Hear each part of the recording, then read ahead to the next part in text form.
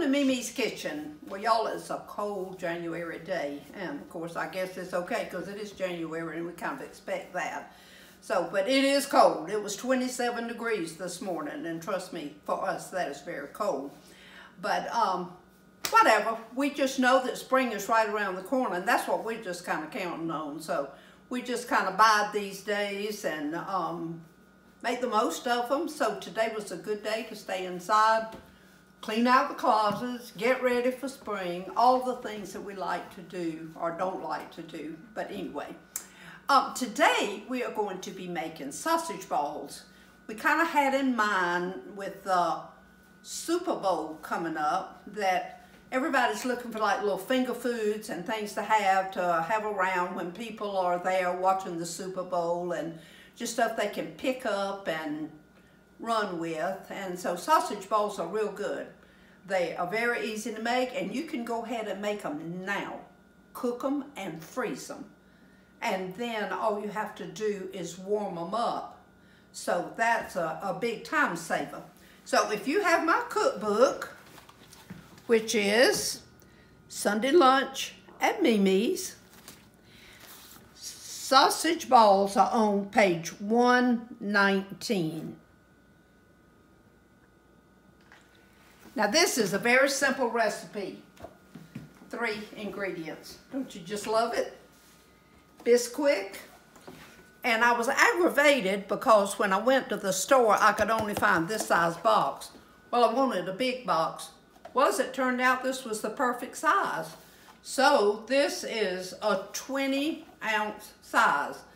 This recipe calls for 4 cups. Well, guess what? That was 4 cups. The first thing we're going to do is to put our Bisquick in our bowl. And y'all, I kind of like a bowl that's bigger and not quite so deep. You know, some of the bowls are small and deep. Well, that makes it hard to work in. All right, now, this is 1 pound, and I use mild sausage. For you, those of you who like spicy food, you can use the hot sausage, and especially if you're feeding this to men, which you probably will be if it's a Super Bowl. So we are going to open this, and here again, I probably would have gotten Jimmy Dean sausage, but they didn't have it. But I came close. This says Dean's, so we'll see. All right, so the first thing we do is just empty this right in. And I sat this out this afternoon so it would be not quite so hard. You know, when all that stuff is refrigerated together, it just makes it hard to deal with. Okay, now it says to cut these together. So what we're going to do, we're just going to start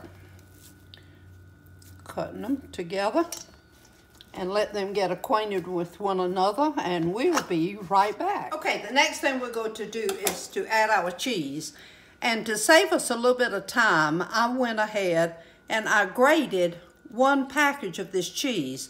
Now this is 8 ounces, and I like the Cracker Barrel brand. And you buy it at Walmart, anywhere. And I like the sharp. I don't like the extra sharp. I find it just as a little tart and a little bit too much for these sausage balls. And so I have already grated 1 package of this. And now I will grate the other package. And I sat this out this afternoon also, so it could soften a little bit. So, because what you do, and y'all, I'm going to tell you, while we were gone, I got tired of cutting that thing together, and I just took my hands and I just squished it together. So, I'm going to grate this cheese. I know you know how to grate cheese. This is just an old-time box grater. And I'm going to tell you this now. If you make these, you cannot make these with already shredded cheese. So just go ahead and buy your cheese and grate it yourself, because it just is not the same. And so we will grate this and then we'll be right back and I'll show you how we, okay. Now we've got this all grated up here. And I did wash my hands, by the way. Now, what we're going to do is just squash these things together. And this just takes just a little bit of muscle power. And this is about the only way to get these together. Y'all, I thought of something this week. And I know this is very random, but have you ever thought what you want on your tombstone?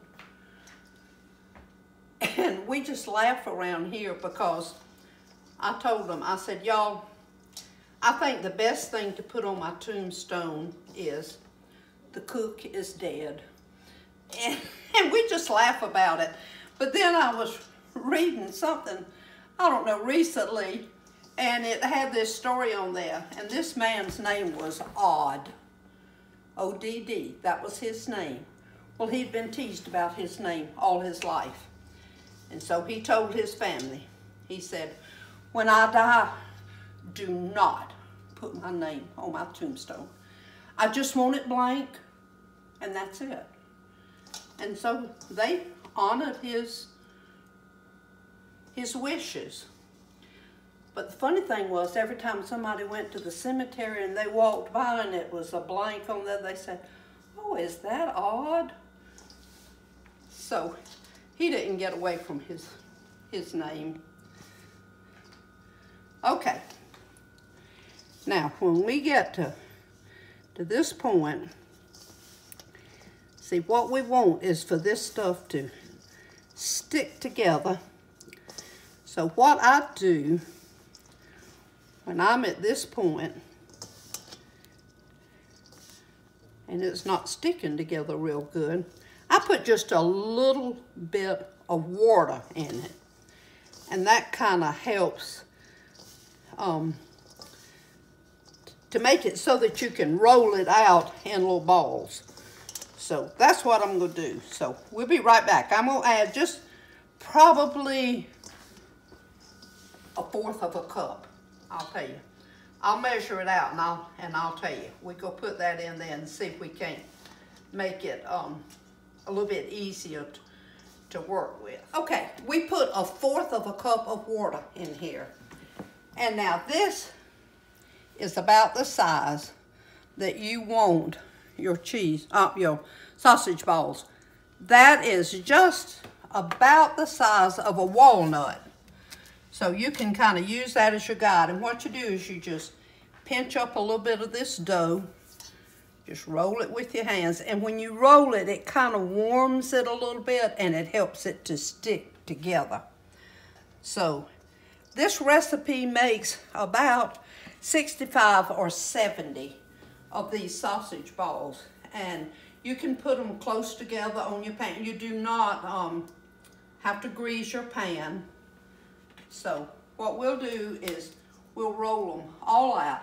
I have preheated the oven to 350 degrees so that it'll be ready when we get all of these together. When you start squeezing them together, they stick pretty good because the warmth of your hand will help to keep the dough together. So you don't need to watch me roll 70 of these, so we'll be back. Okay, we've been gone about 10 minutes or a little more. And y'all, this is 35 that I have rolled out. And see, we still have more dough in here, which will probably make about 15 or 20 more. Now, it depends on what size you roll these. You can roll them a little bit smaller if you want to. I wouldn't roll them much bigger because you want them to get done all the way through and you would have to cook them too long. So I think this size is a good size, and this is probably about 2 bites, and so it's a good size to serve. So we're gonna put these in the oven. I'm going to set the timer on 15 minutes. Well, okay, and then we'll check them at the end of 15 minutes and kind of see how they're doing. So we'll be right back. Okay, y'all, it's actually been 17 minutes. I added 2 more minutes. We had it for 15. I added 2 more minutes. I just wanted to be sure that, and I moved these up to the top rack. Now, I will tell you this. These are a little bit bigger than I usually make them. And I guess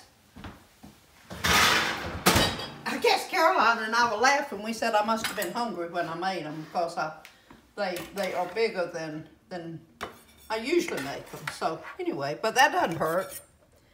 Just depends on who you're feeding these to as to what size you want to make them actually. If you're making them, and these are wonderful like for a shower.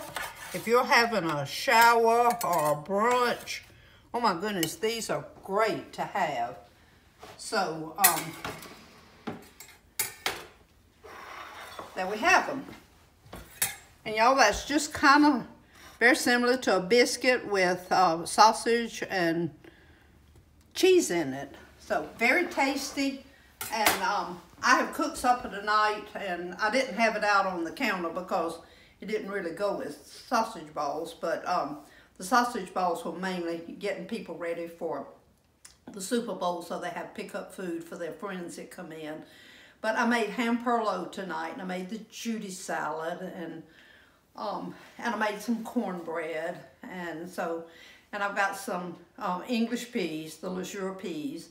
So it's just a nice little supper, just something just to throw together because my family comes together. They help me with the shipping of my cookbooks, and so they box them up so that when we print the labels, all we have to do is just stick the label on them. So we try to get ahead on that.